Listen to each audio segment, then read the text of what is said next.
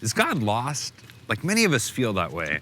It's as if God has gone missing out in the universe somewhere, and we need to pick up the hunt, like following any trail of breadcrumbs we can to go find him. So we talk about searching for God and exploring spirituality and finding faith. What if we have it backwards and God's actually the one coming after us?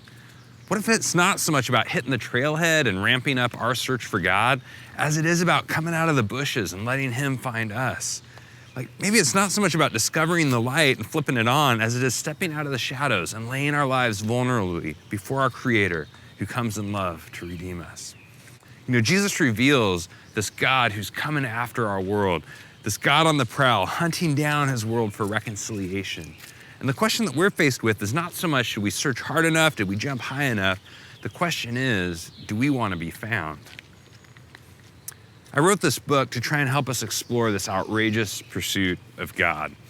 And A.W. Tozer once said, the thing that comes into our mind when we first think about God may be the most important thing about us. What he meant by that was like, the way that we see our Creator has the power to shape and transform us in its image. And so, man, I'm curious, when you hear the phrase, the pursuit of God, is the first thing that comes to mind your pursuit of God or God's pursuit of you? If the first thing you think of is, I gotta go out and find God, my hope is to actually flip that on its head by diving deeper into the biblical story, by taking a fresh look at the robust, historic Christian faith, and encountering there a God who comes relentlessly after us in love.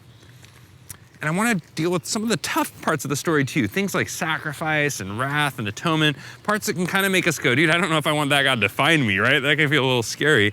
And yet I've encountered there that if we want to reclaim and kind of reframe a healthier biblical understanding of those can be some of the most powerful lenses through which we see God's love that has come for us in Christ. Francis Thompson, he wrote this famous poem back in the 19th century called The Hound of Heaven.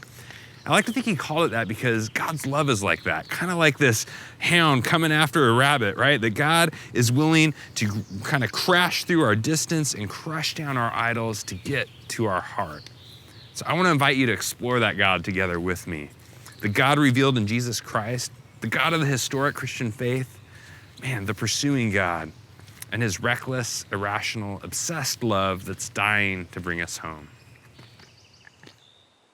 The Pursuing God by Joshua Ryan Butler. Available now.